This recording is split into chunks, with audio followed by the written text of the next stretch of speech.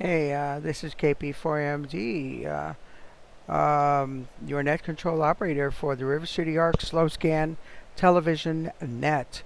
This net serves for training and practice in image transmission modes and meets Wednesday nights at 9 p.m. Pacific Time on the N6NA repeater on 441.30 megahertz in Sacramento, California, and also on the River City Arc's YouTube channel.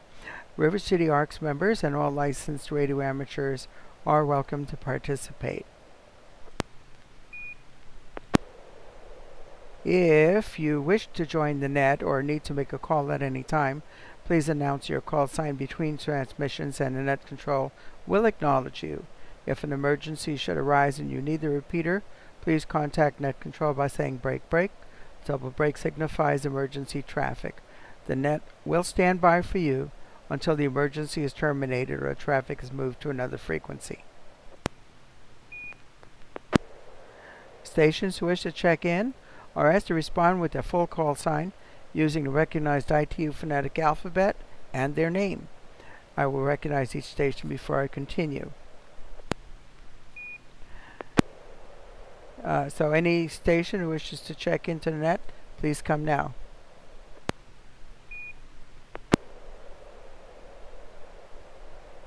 November 6 Hotel Alpha, Bill in Roseville. November 6 Papa Golf Quebec, Bob in Northwest Roseville.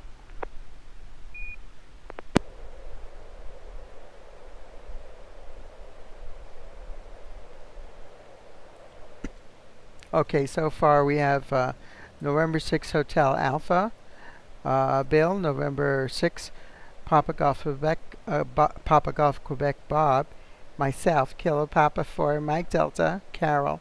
Are there any other check-ins?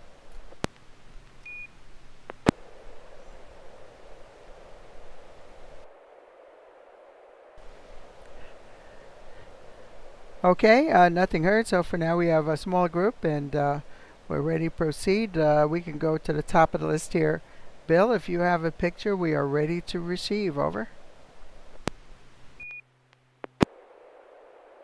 Yeah, roger that. Carol Lynette, this is going to be PD 120, November 6 Hotel Alpha.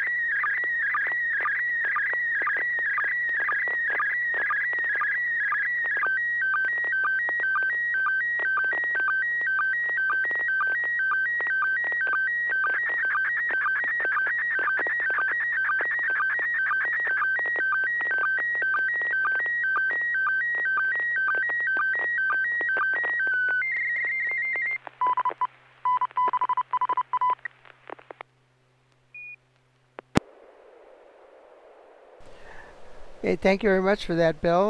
Let's go over to Bob. How did you copy the picture, and what comments do you have on it? Over. Well, the picture came through well. A lot of pixel pops on it. You could hear them on the speaker.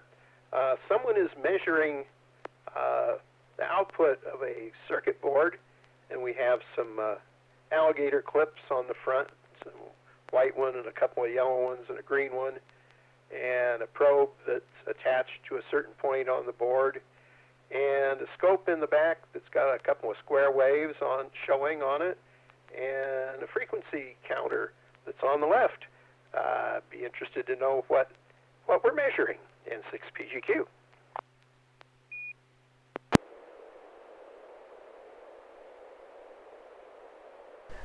Okay, thank you very much for that, Bob. Yes, I also received. If you're looking on YouTube, you'll see all the pixel pops we have. I think that Pave Pause is being particularly active tonight. And this is quite a coincidence, Bill, because I myself was working with my oscilloscope earlier today, and that piece of scope looks an awful lot like the one I have. I have a Rigol DS1102E, and that little piece of your scope looks exactly the same as mine, and actually the probe looks exactly like the switchable probe, 1-time and 10-time probe. I have 2 of those. Of course, it came with my scope. So the frequency counter with the Nixie tubes is quite a nostalgic piece of equipment, and I could just read the 000, the ones, all the figures I can see are zeros. The one over to the left, I really can't read if there's anything displaying there. But I love the glow of Nixie tubes. And yep, you're working on some kind of a board there. What I was working on myself was the Tuna TNS. I actually was working on my little amplifier stage for it, and I actually got mine to put out 5 watts today. And I sent out a few CQs, but nobody was around at that time of that was the early afternoon. But I heard myself over there in Half Moon Bay, so we know it's getting out. 5 watts, wow, big power. So I'll turn it back over to you, Bill, and N6HA. Tell us about this KP from D, over. You guys got it exactly right for the most part. Yeah, that is a Heathkit Nixie tube frequency counter on the left. It's an IB1103, and that is actually, the board in the middle is the input board for the Nixie tube frequency counter, and it's displaying zeros because there's something wrong with it. So that's what I was debugging. I did find the section of the circuit board where it might be having some issues, and I realized I need to replace a flip-flop chip, which is not something you can really get these days. And also, I think I want to replace this NOR gate chip also, which the logic level, I guess, it's like ECL. I read that it's not the kind of chips you could get anymore, so I might have to get creative. But I would really like to get this frequency counter working.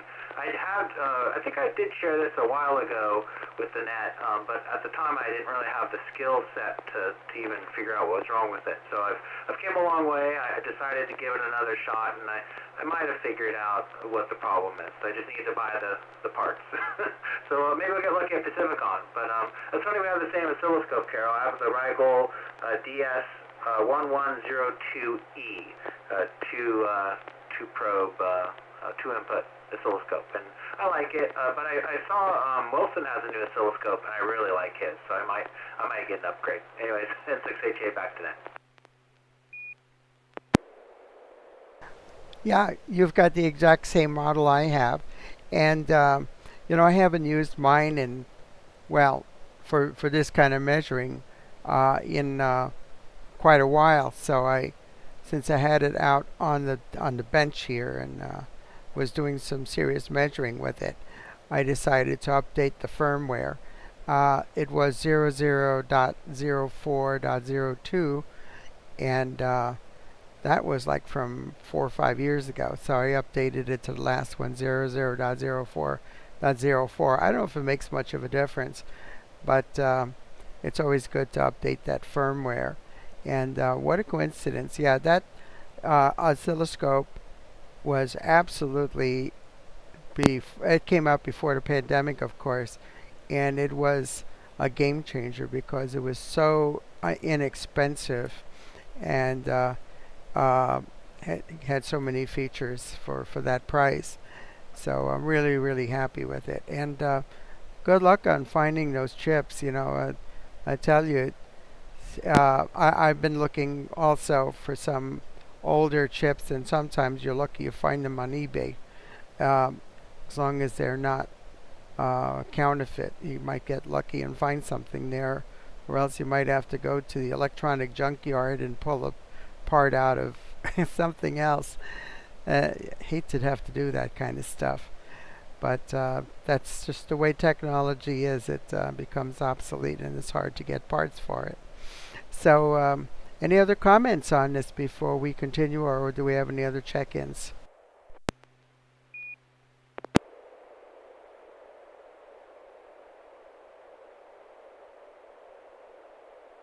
Okay, nothing heard, but I love this picture because I could tell that you were absolutely in nirvana working with this and having all the alligator clip leads. It's a heavenly experience. So over to you there, Bob, N6PGQ. This is KP4MD. Please go ahead if you have a picture over. Okay, this should be PD120 and 6PGQ.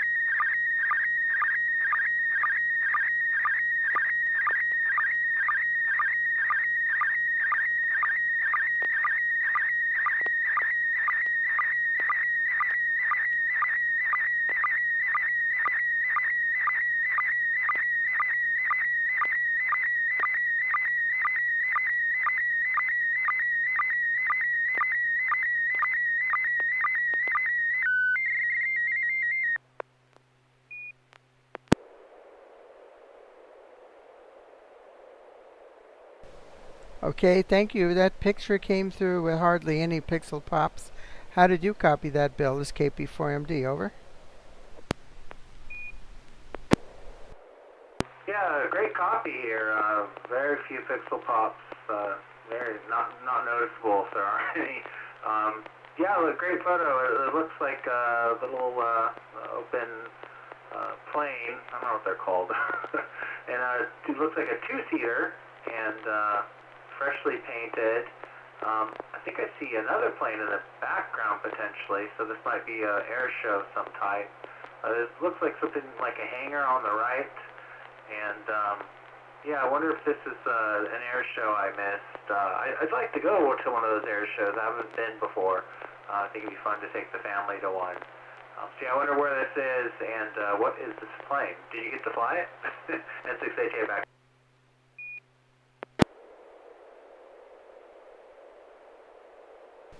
Okay, over to you, Bob. Tell us what this picture is about, please. Over.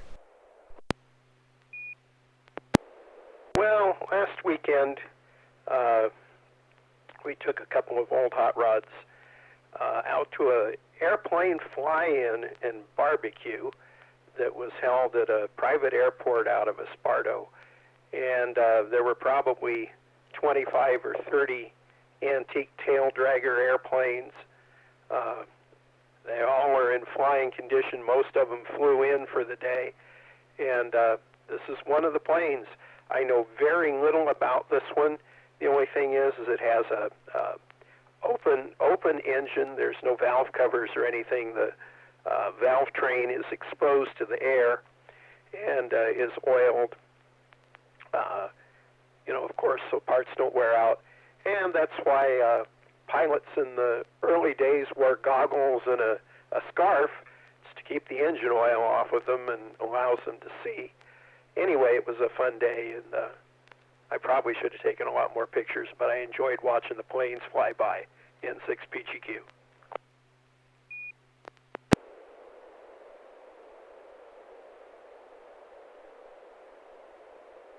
Okay, thank you, Bob. We have any more comments or questions about this picture before we move on?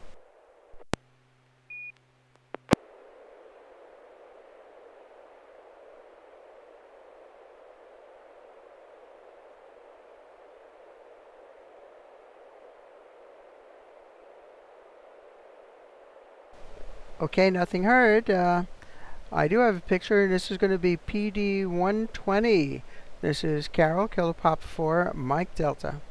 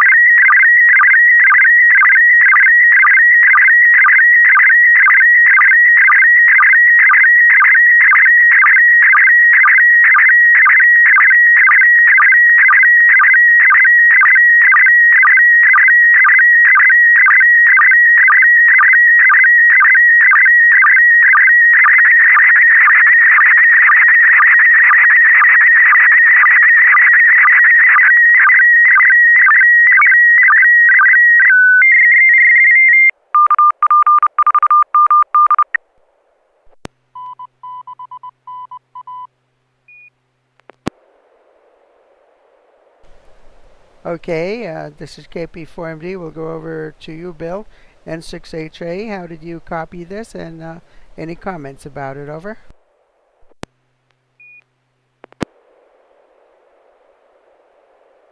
Sorry, I think you called me.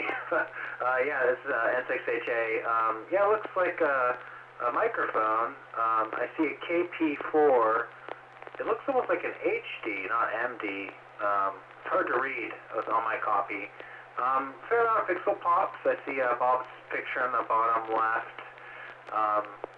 Yeah, it's I don't know what kind of microphone this is. I think it says realistic on it. And yeah, it's on a white background. Maybe this is in your shack. So I wonder if you got a new microphone. I think I might need a new microphone also.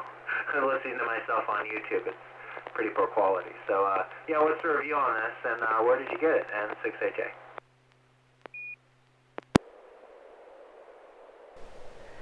Okay, it's KP4MD. Let's go over to you, Bob. How did you copy this, and what are your comments about it? Over. Well, we have a picture of a microphone with a white background behind it, I guess, so that it stands out against whatever's behind it. It kind of looks like an old RCA microphone, but the logo isn't correct. It might say realistic on there. And below it, I don't know what the second band is, maybe a model number, and it does say KP4MD. And it's a nice microphone.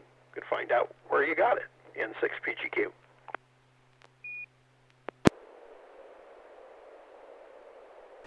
Okay, yeah, this is KP4MD. Well, this actually was a new microphone about 50 years ago.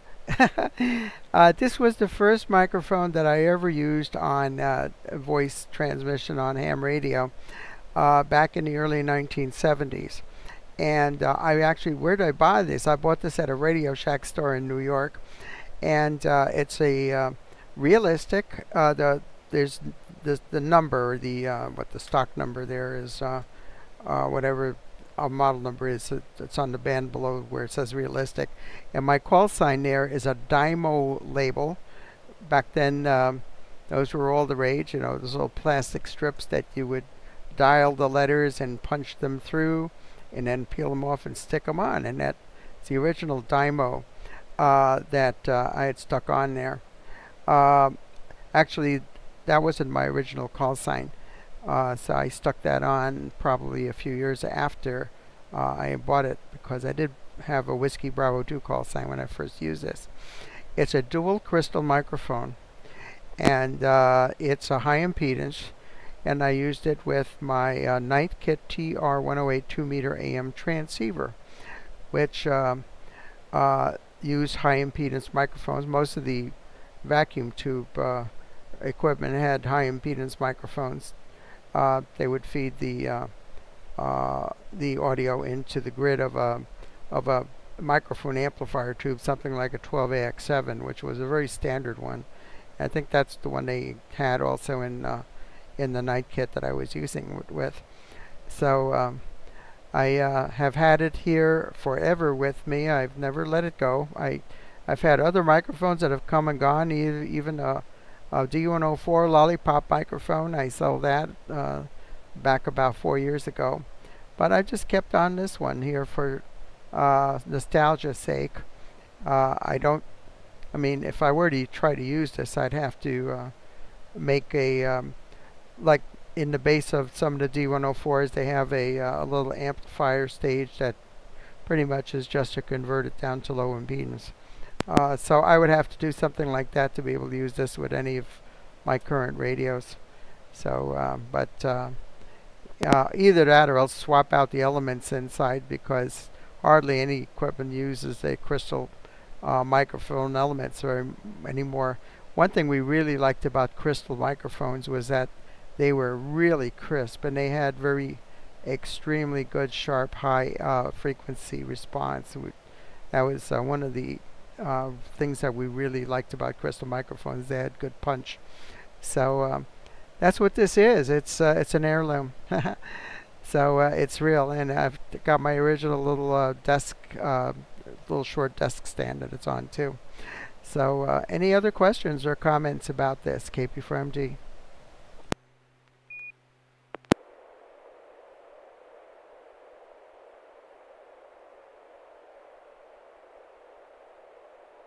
should try a net with it one of these days, see how it sounds. It'd be interesting. N6HA. Yeah, try doing a net with it. I'd have to wire up something that'll convert it down to the right impedance.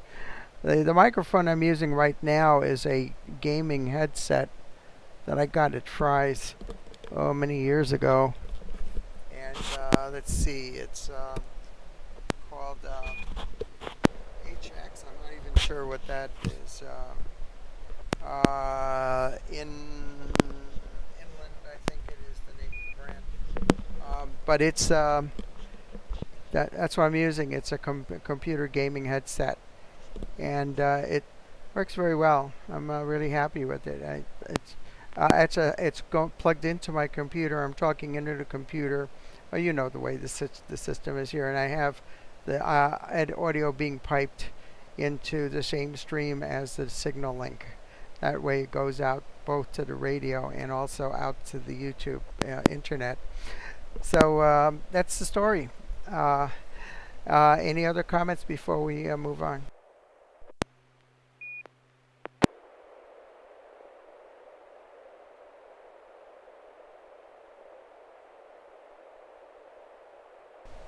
Okay, nothing heard. Well, we already had a complete round and it's only half an hour. If anybody has another picture that they would like to share, here's your opportunity to do that. This is KP4MD.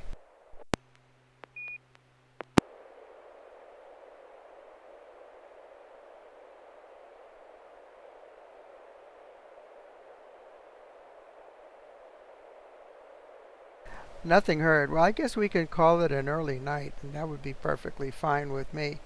Thank everybody for joining us here. And no, I don't think you're going to see this microphone at the White Elephant sale. It's I'm just really attached to it. It's kind of like a good luck charm for me.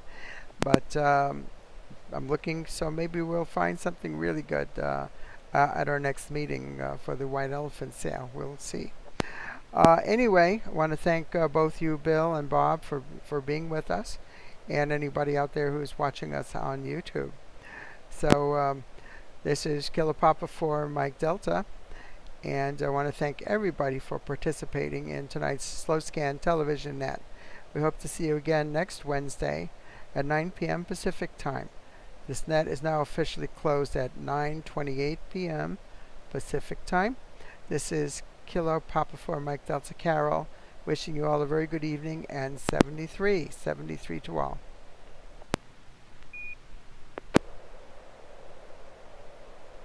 Thanks for hosting that, Carol. That was a fun one. Short but sweet. I appreciate you guys being there. And yeah, 73 everyone. I'll be clear. N6HA.